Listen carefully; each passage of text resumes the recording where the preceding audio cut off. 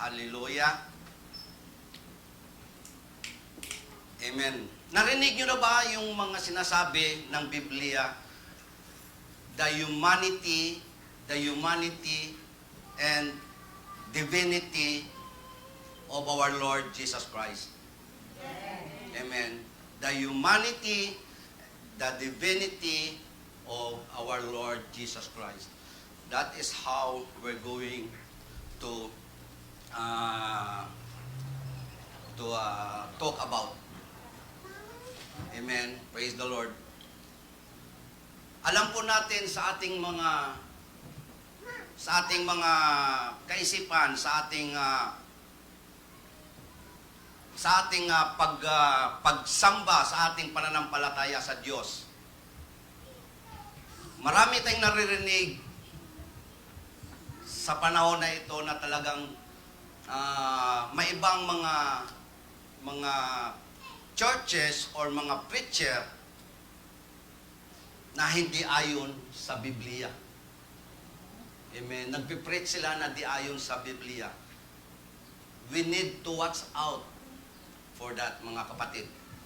Praise the Lord. In this church, in this ministry, United in Jesus Christ Ministries, ang mga preacher, hindi washi-washi preaching ang mga ginagawa dito. Kung anong mga preaching dito, ito ay ayon sa Biblia, ayon sa kalooban ng Diyos. Preaching from the cover to cover, from Genesis to Revelation. That is our topic sa araw na ito. Dahil alam natin, kapag tayo ay na-deceive, the Bible says, even the very elect will deceive.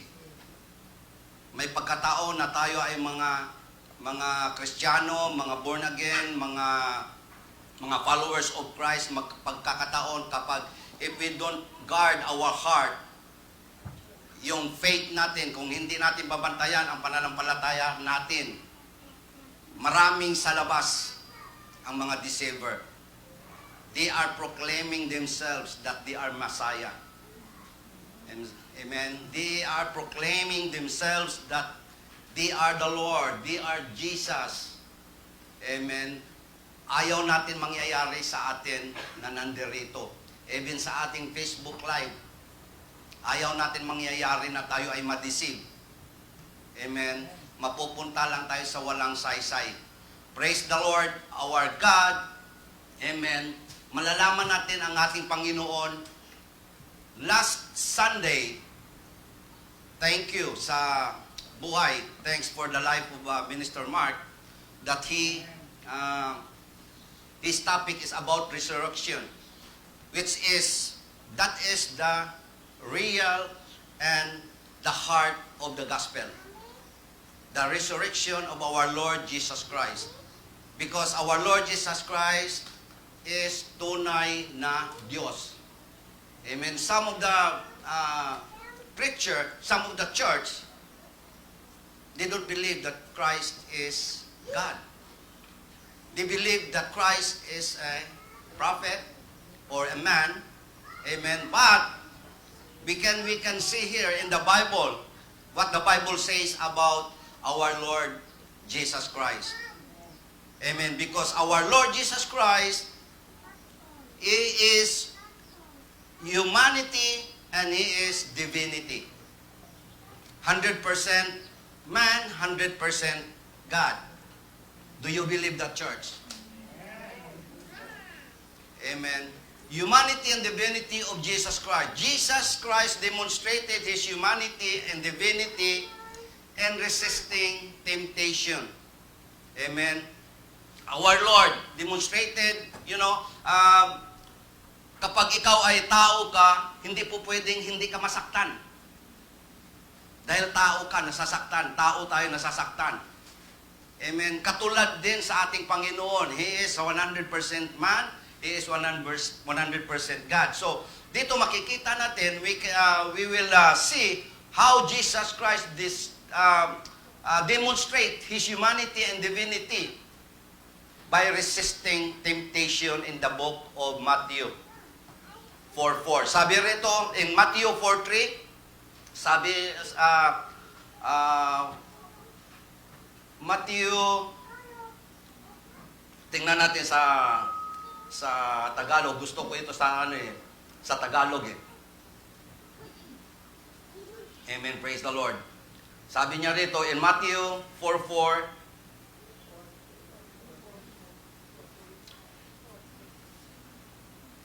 Matthew 4:4, ito. Sumagot si Jesus, sinasabi sa kasulatan, hindi lang sa pagkain nabubuhay ang tao, kundi sa bawat salita ng Diyos.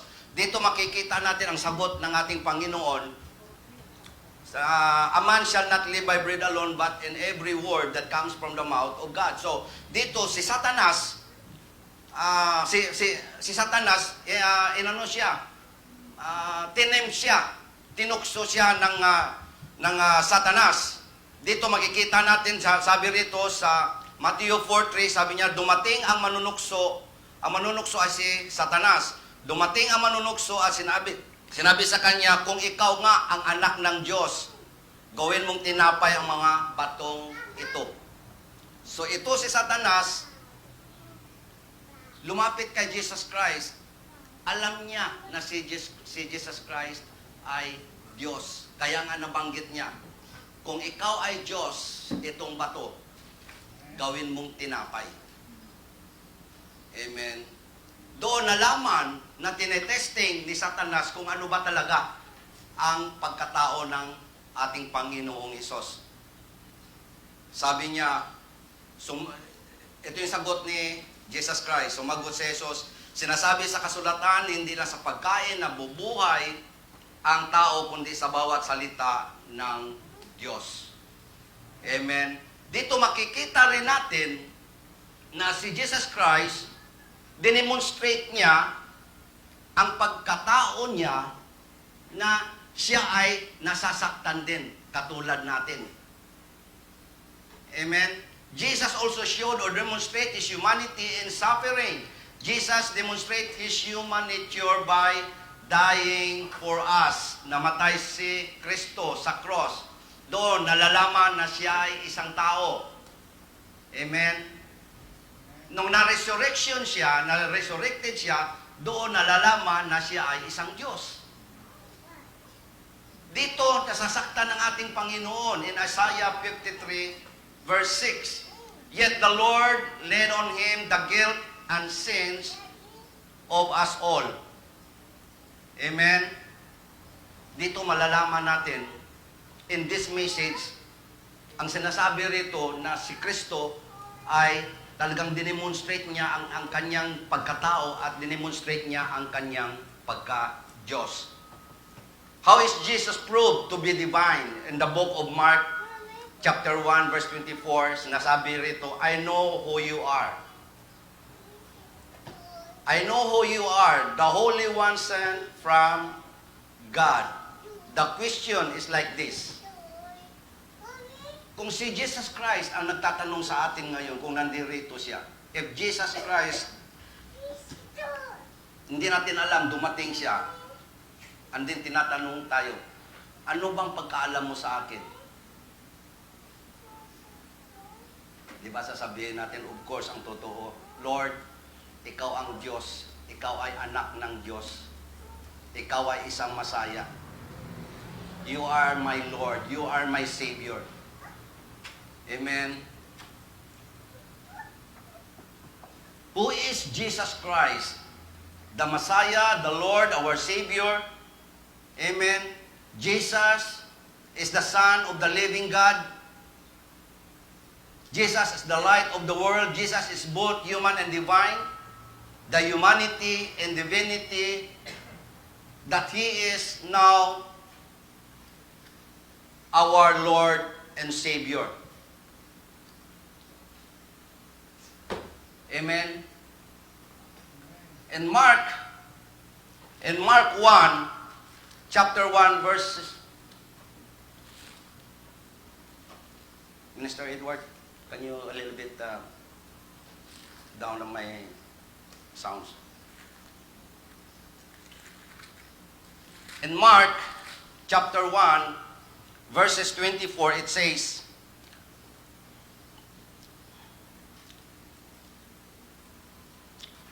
saying what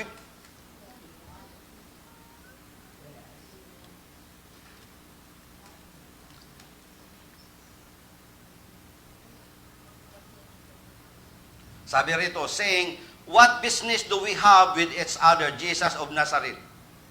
Have you come to destroy us? I know who you are, the Holy One of God. But this is Jesus saying, be quiet and come out of him. You are the Holy One who sent from God. Sabi niya, sino ka ba? Sino ba ako para sa inyo? Sabi nila, you are the Holy One sent from God. So dito natin nalalaman na itong isang Kristo, ito ay isang human at siya ay God.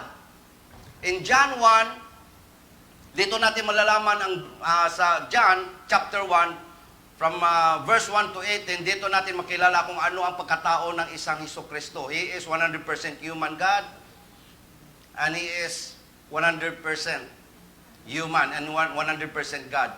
In John 1:1, in the beginning, the Word already existed. He was with God and He was God. And then verse 14, so the Word became human or became flesh. In the other version, became flesh, became human, and lived here on earth among us. He was full of unfailing love and faithfulness, and we have seen His glory, the glory of the Son of the Father. So dito nakikita natin na si Jesus ay naging isang tunay na tao. Siya ay isang naging tunay na tao. Hindi sinabi rito na siya ay tao. Siya ay naging tao. Amen? Dito natin makikita na siya ay tunay na isang tao at isang tunay na Diyos. And Jesus is the Son of God. The Bible shows Jesus as fully human and fully God. Although Jesus took upon Himself full humanity and lived as a man, He never ceased to be eternal God who has always existed. Amen? Kahit na siya ay naging isang tao, hindi pa rin nawawala ang kanyang pagka-Diyos. Yan natin malalam kasi marami ngayon sa panahon na ito. Kung matatandaan natin, kung nakikilala natin ang isang church sa most popular na church in Davao. 'Di ba?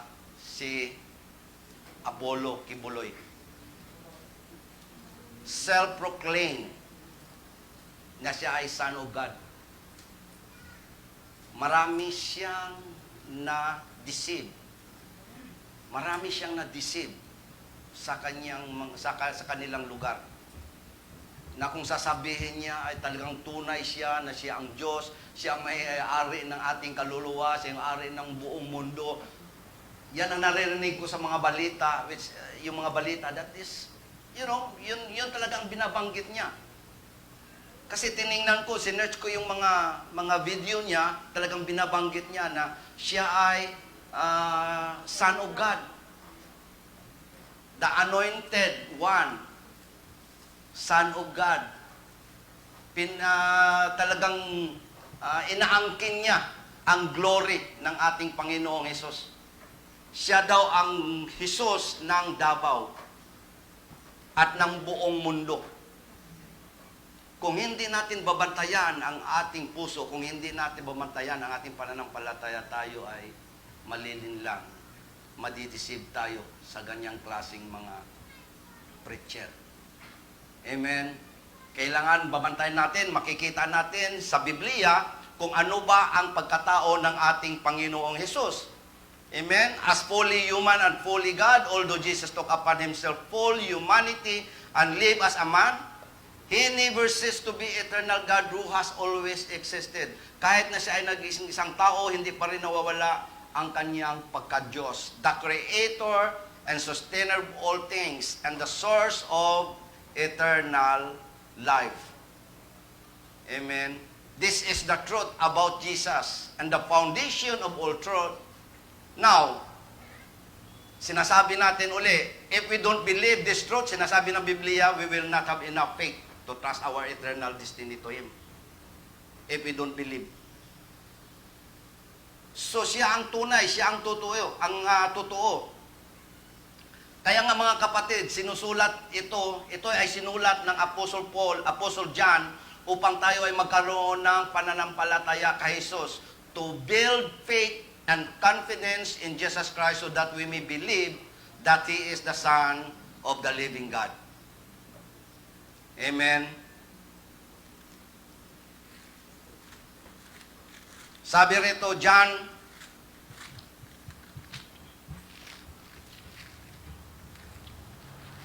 chapter 1, sabi rito, in the beginning was the Word, and the Word was with God, and the Word was God. He was in the beginning with God. All things came into being through Him, and apart from Him, nothing came into being that has come into being. In Him was life, and the life was the light of men. There came a man sent from God whose name was John. He came as a witness to testify about the light, so that all might believe through Him. He was not the light, but He came to testify about the light. This is Apostle John writing in this particular chapter 1. Amen. There was the true light which coming into the world enlightens every man. He was in the world, and the world was made through Him, and the world did not know Him. Dito, nakalagay rito in verse 14, sabi niya, and the Word became flesh and dwelt among us, and we saw His glory, glory of the only begotten from the Father, full of grace and truth. So, this is the truth about Jesus, the foundation of all truth. Amen. Kung hindi tayo naniniwala dito sa Biblia, kung hindi tayo marunong magbasa ng Biblia, kung hindi tayo nagbabasa ng Word of God, madali tayo madisip. Katulad doon sa Tiga Davao. Ang daming nadisip itong Apollo Kibuloy na ito. Amen. Dito kasi sinulat ng Apostle John. Dito niya isinulat upang tayo magkaroon ng pananampalataya kay Jesus, to build faith and confidence in Jesus Christ so that we may believe that He is the Son of the living God. Jesus is the light of the world. Amen. Jesus is the creator of life, and His life bring light to mankind. At dahil dito sa ilaw, dahil dito kay Jesus Christ, na dumating sa mundo, dito sa liwanag nakikita sa tao, dahil dito sa liwanag na ito, dahil dito sa ilaw na ito, nakikita sa tao ang kasalanan.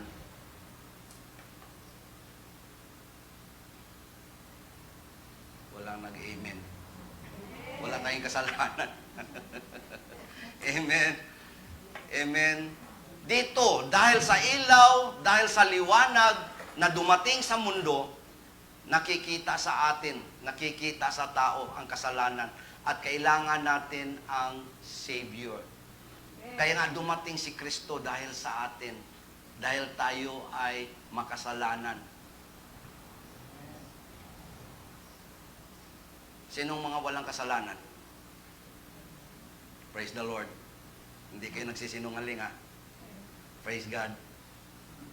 The Bible said, when we follow Jesus, the true light, we can avoid walking blindly and falling into sin. Why?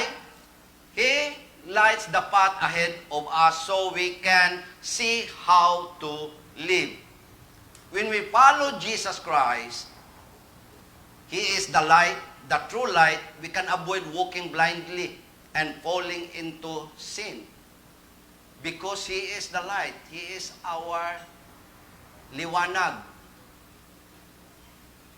The path ahead of us so we can see how to live removes the darkness of sin from our life. Pagka meron tayong ilaw, kapag madilim sa labas, kung wala kang flashlight, kung wala kang cellphone na may ilaw, di ba? Baka mamaya may manhole dyan, malalaglag tayo sa manhole. Kaya kailangan natin ang ilaw katulad ng ating Panginoong Hesus. Nung dumating siya, amen, binigyan niya tayo ng liwanag. He lights the path ahead of us so we can see how to live. He removes the darkness of sin from our life. Jesus is both human and divine. By becoming human, Christ became the perfect teacher. Amen? He became the perfect teacher.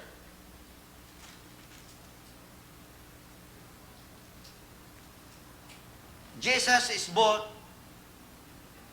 human and divine. He became the perfect teacher. Sabi rito sa Philippians 2:5, sabi rito, have this attitude in yourselves which was also in Christ Jesus, who although he existed in the form of God, did not regard equality with God a thing to be grasped, but emptied himself, taking the form of a bondservant, and being made in the likeness of men. Dito makikita natin, he is the perfect teacher. But sabi rito, hinubad niya ang kanyang pagka-Diyos para tayo ay makilala siya. He is the model. He is the perfect teacher. Sabi niya, being found in appearance as a man, he humbled himself by becoming obedient to the point of death, even death on a cross. Hinubad niya ang kanyang pagkatao, ang kanyang pagka-Diyos. Hinubad niya ang kanyang pagka-Diyos upang magiging tao siya.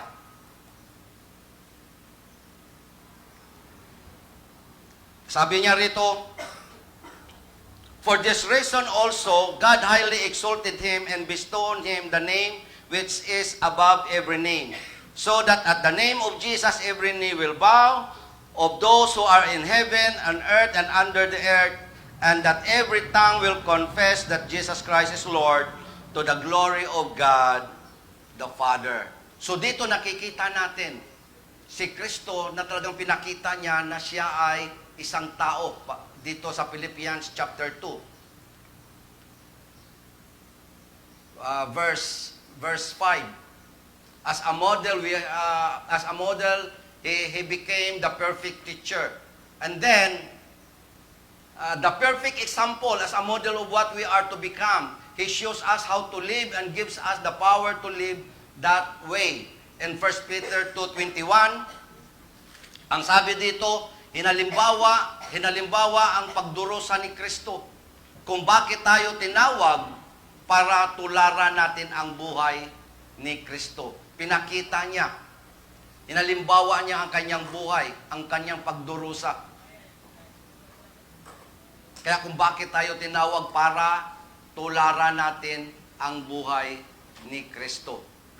Amen? Dito natin makikita na He is the perfect sacrifice. Siya nagiging tao, alam niya ang sakit. Nasasaktan siya katulad sa atin. He is the perfect sacrifice. Jesus came as a sacrifice for all sins, and His death satisfied God's requirements for the removal of sin. Dito makikita natin sa Colossians. Amen. Praise the Lord. Sa Colossians chapter 1 verses 15 to 23. Ang sabi rito,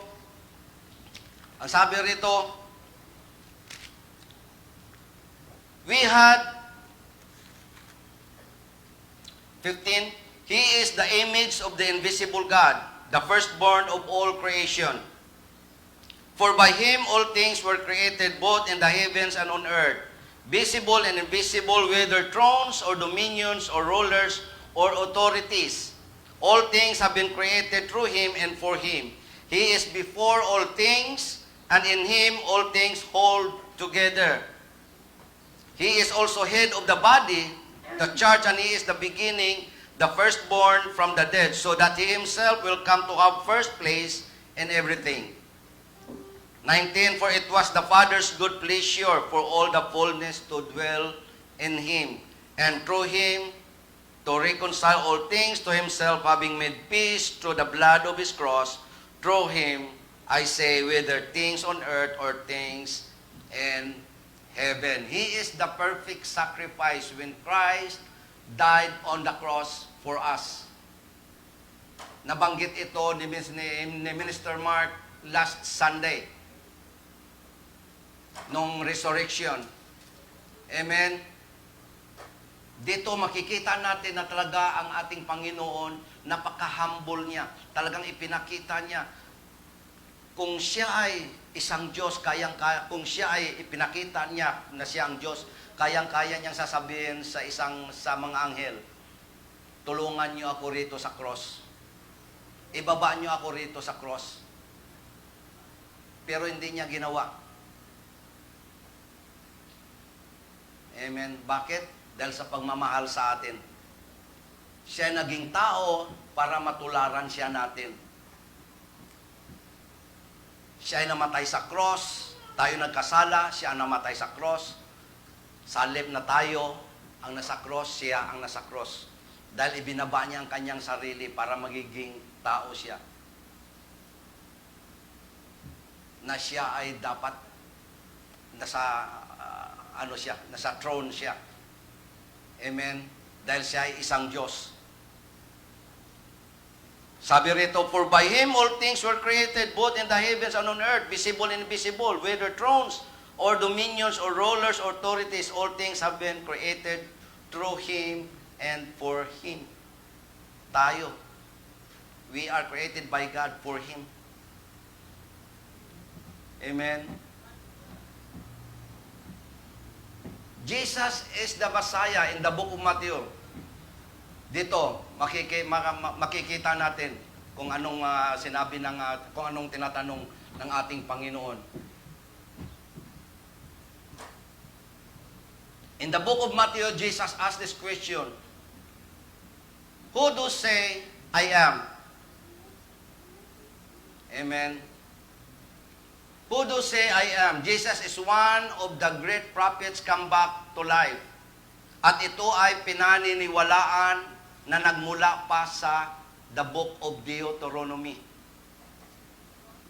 The book of Deuteronomy chapter 18 verse 18. Sabi ng Deuteronomy, makikita natin dito, na ito ay galing pa mismo sa book of Deuteronomy. Ang sabi rito, magpapadala ako sa kanila na isang propeta na mula sa kanila at kadugo nila tulad mo. Ipasasabi ko sa kanya ang lahat ng gusto kong sabihin sa kanila. So dito nakita natin, even in the Old Testament, in the book of Deuteronomy, in chapter 18, verse 18, makikita natin at tunay nga na mayroong Masaya na darating. Padala ng Diyos Ama. Amen? Kaya nga dapat itatanong natin sa sarili natin kung sino si Kristo sa buhay natin. Siya ba ay isang Masaya? Siya ba ay isang Lord? Siya ba ang buhay natin? Siya ba ang Savior? Amen? Dapat tinatanong natin sa sarili natin parati. Hindi tayo basta-basta naniniwala doon sa mga nagsasabi na, ako ang Masaya, ako na ang dumating, ako na ang Kristo, ako na ang Savior, ako ang may-ari ng buhay mo, ako ang may-ari ng buong mundo. Itanong natin yan sa sarili natin kung yun ba ay tunay, kung ito ba ang sinasabi ng Biblia rito, kung ito ba ay totoo. Even Apostle Peter confessed Jesus as divine, as the promised and long-awaited Messiah. Ito yung sinasabi rito sa Deuteronomy. Amen. Kaya kailangan natin kailangan natin magbasa tayo ng Biblia. In Matthew 16, 13, 20, sabi rito, this is Peter's confession to Christ. He confessed Jesus as divine, as the promised and long-awaited Messiah. Ito yung sinabi niya rito. Verse 13, it says, now, when Jesus came into the district of Caesarea Philippi, he was asking his disciples, who do people say that the Son of Man is? And they said, some say, John the Baptist. Yung iba, siya si Elijah. Yung iba naman, si Jeremiah. Sabi rito, this is Christ speaking. He said to them, but who do you say that I am? Sino ako para sa inyo? Simon Peter answered, you are the Christ. You are the Son of the living God. Jesus said to him, blessed are you, Simon Bar-Jonah, because flesh and blood did not reveal this to you, but my Father who is in heaven. I also say to you that you are Peter, and upon this rock I will build my church, and the gates of Hades will not overpower it. Remember, in the book of, in the book of Matthew 26, amen, kung na-remember natin, si Peter, dininay niya ng 3 times ang ating Panginoon. Amen. But dito, sa 16, he confessed that Jesus Christ is Lord. Pagdating dito sa Matthew 26, dininay niya ng 3 times ang Panginoong Hesus. Pero nangako siya bago niya dininay. Nangako siya sa ating Panginoon. Sabi niya rito sa chapter 26, verse 31 to 35, sabi niya, then Jesus said to them, you will all fall away because of me this night. For it is written, I will strike down the shepherd, and the sheep of the flock shall be scattered. But after I have been raised, I will go ahead of you to Galilee. Here's Peter, verse 33.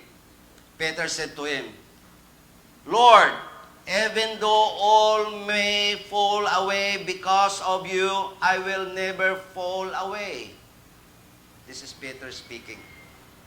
Even though all may fall away because of you, I will never fall away. Jesus said to him, truly I say to you that this very night before a rooster crows, you will deny me 3 times. Si Peter, isa sa mga disciple ng ating Panginoon, isa sa mga tagasunod, nagawa niyang i-deny.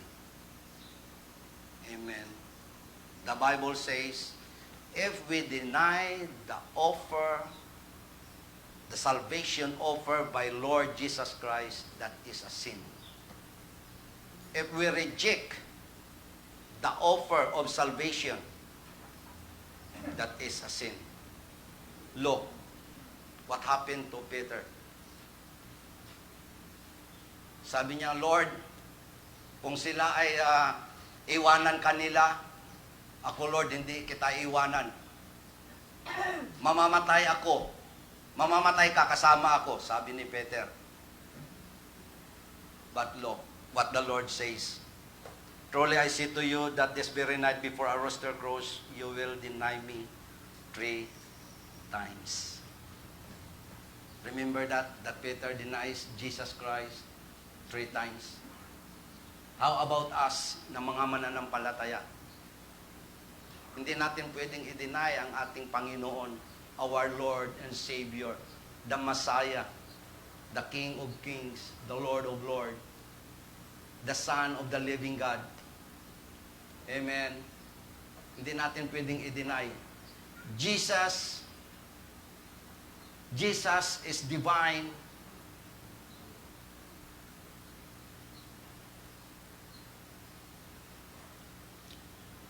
Jesus is divine as the promised and long-awaited Messiah here on this earth. Amen. And then, Jesus is the great physician also. Jesus is the great physician in Luke 8:47 and 48. Alam natin ito, ang isang babae. Amen. When the woman realized that Jesus knew, she began to tremble and fell to her knees before him. The whole crowd heard her explain why she had touched him and that she had been immediately healed. Jesus Christ is a great physician. Siya ay manggagamot. Amen. Sabi rito, 47, when the woman saw that she had not escaped notice, she came trembling and fell down before him and declared in the presence of all the people the reason why she had touched him and how she had been immediately healed. And he said to her, "Daughter, your faith has made you well." Your faith, my faith, our faith, we made healed. Amen. Kung babasahin natin dito, this is the miracles of healing of our Lord Jesus Christ, the Son of God. Truly, siya ang tunay na Diyos. Hindi siya tao. Siya ay Diyos na nagkatawang tao. Yung iba naniniwala na si Jesus Christ ay hindi Diyos. Ang paniwala nila is isa lang propeta, isang tao lang. But no, this is miracles of healing. Sabi rito, as Jesus returned, the people welcomed him, for they had all been waiting for him. And there came a man named Jairus, and he was an official of the synagogue. And he fell at Jesus' feet and began to implore him to come to his house. For he had only daughter, about 12 years old, and she was dying. But as he went, the crowds were pressing against him, and a woman, here you go, and a woman who had a hemorrhage for 12 years and could not be healed by anyone, amen, come up behind him and touched the fringe of his cloak, and immediately her hemorrhage stopped. Amen. Dito malalaman natin na Jesus Christ is God. Perform siya ng miracle, healing. Amen. Jesus said, "Who is the one who touched me?" Nagtanong ating Panginoon, "Who is the one who touched me?" And while they were denying, amen, while denying it, Peter said, "Master, the people are crowding and pressing in on you." But Jesus said, "Someone did touch me, for I was aware that power had gone out of me." Then, here you go, the woman come up. When the woman saw that she had not escaped, notice, she came trembling and fell down before him and declared in the presence of all the people the reason why she had touched him and how she had been immediately healed, because of her faith, na siya ay pagagalingin ng ating Panginoon. Amen. Sabi niya, "Daughter, your faith has made you well. Go in peace." 49, while he was still speaking, someone came from the house of the synagogue official saying, "Your daughter has died. Do not trouble the teacher anymore." Ito, may isang tao, sabi niya, "Ay, wag mong abalain yung si Jesus Christ. Anyway, patay na yung anak mo." Sabi niya, but when Jesus heard this, he answered him, "Do not be afraid any longer. Only believe, and she will be made well." When he came to the house, he did not allow anyone to enter with him except Peter and John and James and the girl's father and mother. Now they were all weeping, lamenting for her, but he said, "Stop weeping, for she has not died, but is asleep." And they began laughing at him, knowing that she had died. He, however, took her by the hand and called, saying, Child, arise. Sabi niya, pupunta ako doon. Sige, nung narinig ng ating Panginoon, huwag kayong mag-alala, huwag kayong umiyak, dahil ang anak niyo ay buhay. Sabi niya, Child, arise, and her spirit returned, and she got up immediately, and he gave orders for something to be given her to eat. Her parents were amazed, but he instructed them to tell no one what had happened. Huwag niyong pagsasabi kung anong nangyayari. Dahil alam na ang ating Panginoong Jesucristo, dahil kapag sinabi ito, dudumugin siya ng maraming tao. Amen. So sabi niya, dahan-dahan lang, huwag niyong pamalita, nasa nangyari sa inyong anak. Amen. So dito makikita natin, Jesus Christ truly is God. He performed the miracle healing. Amen. Dito natin mas nakikita na sinasabi dito sa Luke. It's only faith that releases God's healing power. Only faith.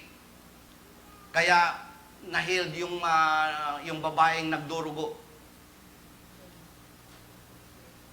Again, para sa atin lahat, meron bang nagpagdududa tungkol sa pagpapagaling ng Diyos? Meron bang pagdududa? Amen. Sa akin, walang pagdududa. Dahil ako naranasan ko kung papaano ako pinagaling ng Diyos sa aking sakit, sa kidney. Amen. That almost, I think, magiging cancer na. But praise the Lord, amen, dahil doon sa sakit kong dito sa,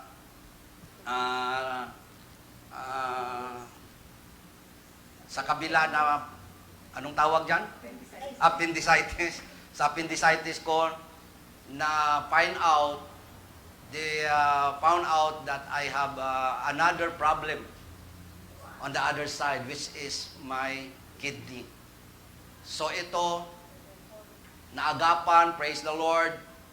Wala akong ibang pinipraise dito, kundi ang ating Panginoon, dahil I believe, by faith, siya ay manggagamot, nagpapagaling noon, ngayon, at kailanman. Amen. Lahat na kung mayroon tayong naramdaman, just have faith in Jesus Christ na siya lang nagpapagaling sa atin. Amen. Dahil siya ay isang Diyos. Ang pananampalataya natin sa Kanya, sa Kanyang awa, ang magdadala ng kagalingan ng ating nawasak na relasyon. Ang Kanyang kagalingan, ang Kanyang awa, ang magdadala sa atin ng kagalingan sa ating mga brokenness. Relasyon, financial problem, amen, whatever, emotional problem, physical, body, soul, spirit, lahat ng mga broken sa atin, kayang-kaya ni Lord buuin yan. Amen. Kayang-kaya ni Lord buuin. We will restore. He will restore all our brokenness. Walang imposible sa ating Panginoon. O kung tayo ay mananampalataya sa Kanya, lahat tayo, walang pinipili ang Diyos. Lumapit tayo sa Kanya. Nakita natin yung babae, yung na-hemorrhage yung babae na hindi mapigil-pigil yung dugo. Walang nakagamot sa Kanya, kundi nung tinas niya lang yung laylayan ng ating Panginoong Hesus. Walang imposible sa Diyos. Just reach out to Him in faith. Have faith in Him. Dito makikita natin God the Father identified Jesus as divine. The God the Father, ang Kanyang Ama. Amen. pinakilala niya, nakikita natin, He identified Jesus as divine, as God's Son, Jesus as God's power and authority, and His word should be our final authority. Amen. Sabi ng Luke 9, 34-35, verse 34, while he was saying this, a cloud formed and began to overshadow them, and they were afraid as they entered the cloud. 35, then a voice came out of the cloud saying, this is my son, my chosen one. Listen to him. Church, ito yung sinasabi ng God the Father. This is my son, my chosen one. Kailangan natin ang ating Panginoon.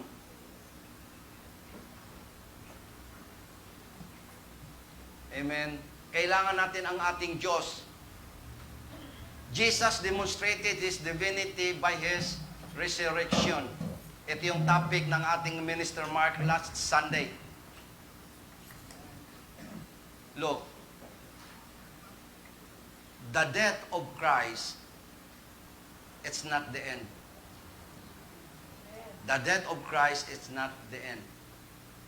There is hope and life. There is hope and light. He demonstrated His divinity by resurrection. Amen. And Mark 16:6, sabi rito, and He said to them, do not be amazed, you are looking for Jesus the Nazarene, who has been crucified. He has risen. He is not here. Behold, here is the place where they laid Him. Hinahanap nila ang ating Panginoon. Kung siya ay hindi Diyos, siya ay nananatili doon sa kanyang libingan. Amen. Nakita mo naman natin yung mga tao pagka namatay, dinadalaw pa natin, di ba? Dinadalaw natin sa libingan. Pagka hinuhukay natin para i-transfer, makikita natin, nandun pa yung buto, di ba?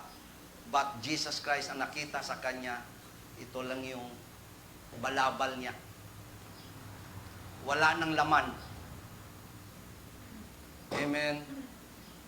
Sabi rito, do not be surprised. You are looking for Jesus the Nazarene who was crucified. He is not here. He has been raised from the dead. Look, this is where they lay His body. Doon nakikita ang kanyang suot na naiwan doon.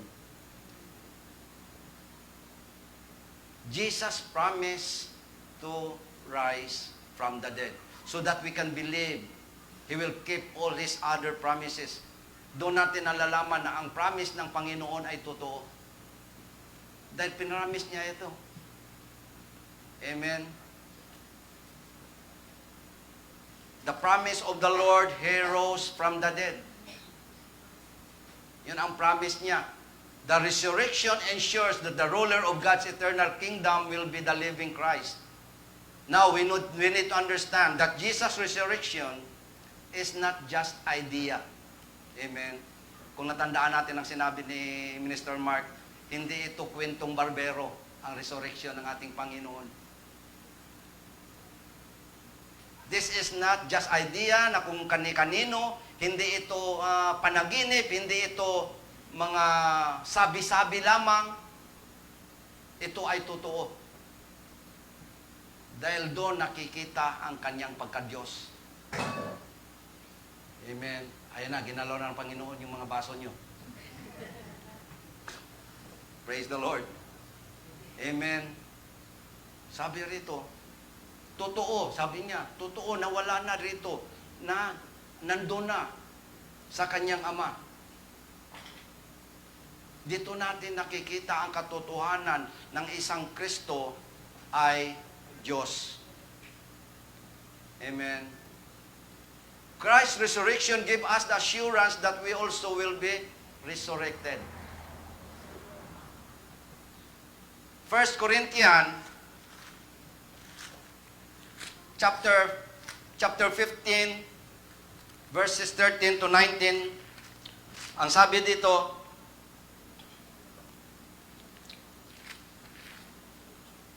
First Corinthians 15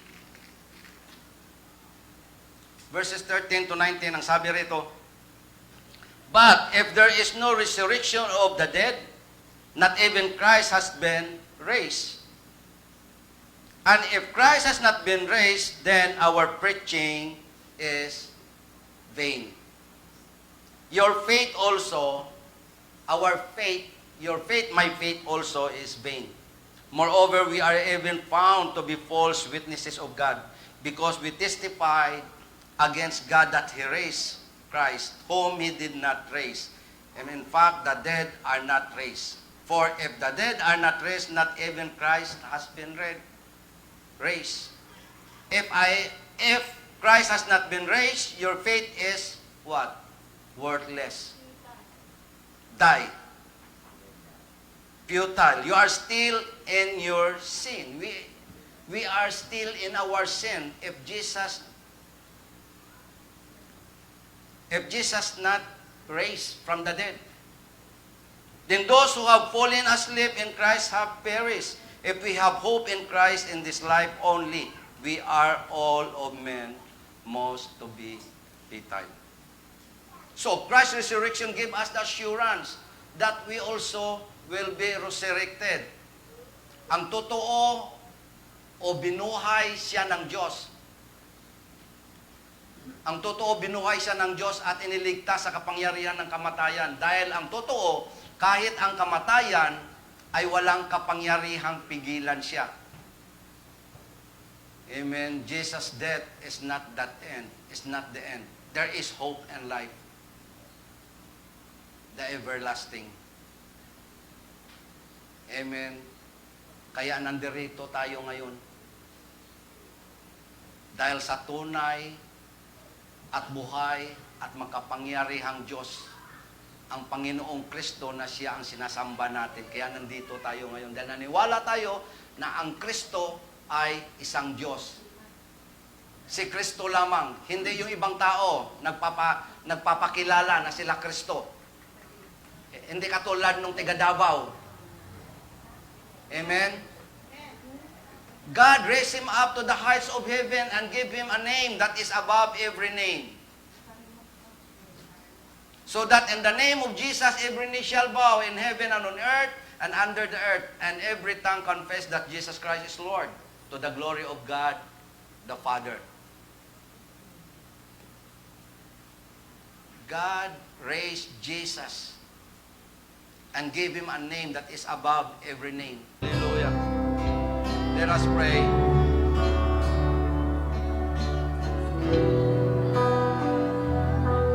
We pray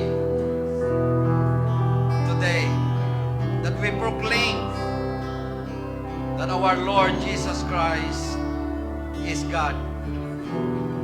That every knee shall bow, every tongue confess that Jesus Christ is Lord all over this place.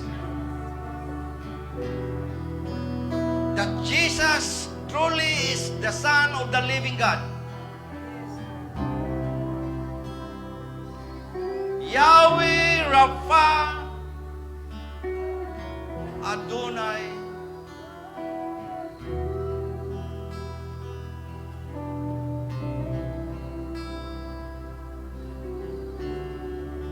Thank you, Lord. Thank you, Jesus. Thank you, Lord. We proclaim your name above every name in this place.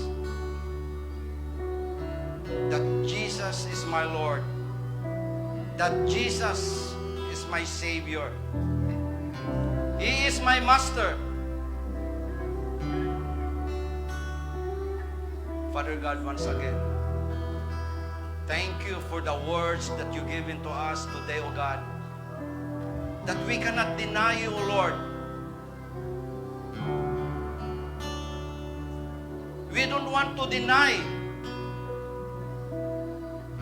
that our Lord Jesus Christ is only a man. But He is also 100% God.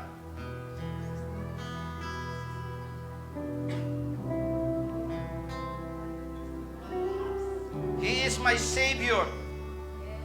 He is our healer. He is Holy One, the God Almighty. Father God, once again, maraming salamat, Panginoon, sa buhay ng inyong mga anak na nandirito, Lord. We pray, O God, no one can deceive us. No one can deceive us because we will stand our faith on you, O Lord. Maraming salamat, Panginoon, sa pagbigay niyo sa amin ng mensahe na ito, O Lord. Dahil tunay nga, Ikaw ang Diyos na aming sinasamba. Ikaw ang Diyos na aming pinupuri sa araw-araw ng aming buhay. Thank you, Lord, sa lahat ng kalakasan, sa pagmamahal na ibinigay niyo sa amin, Panginoon. Ikaw ang Diyos na makapangyarihan.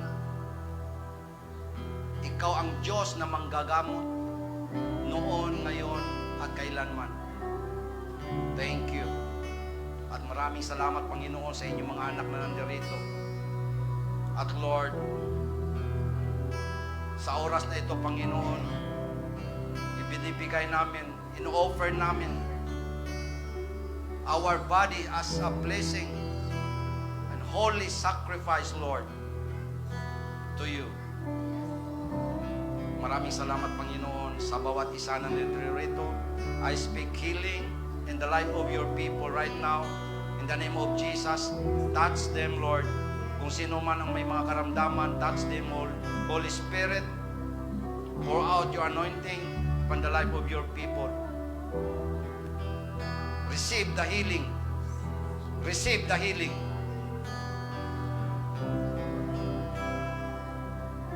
I speak blessing, Lord.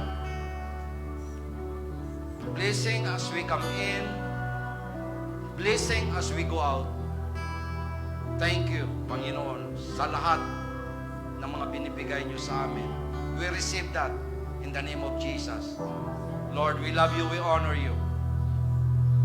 To you be the glory, to you be the honor, to you be the praises and thanksgiving. In Jesus' name, everyone says, Amen, amen, amen.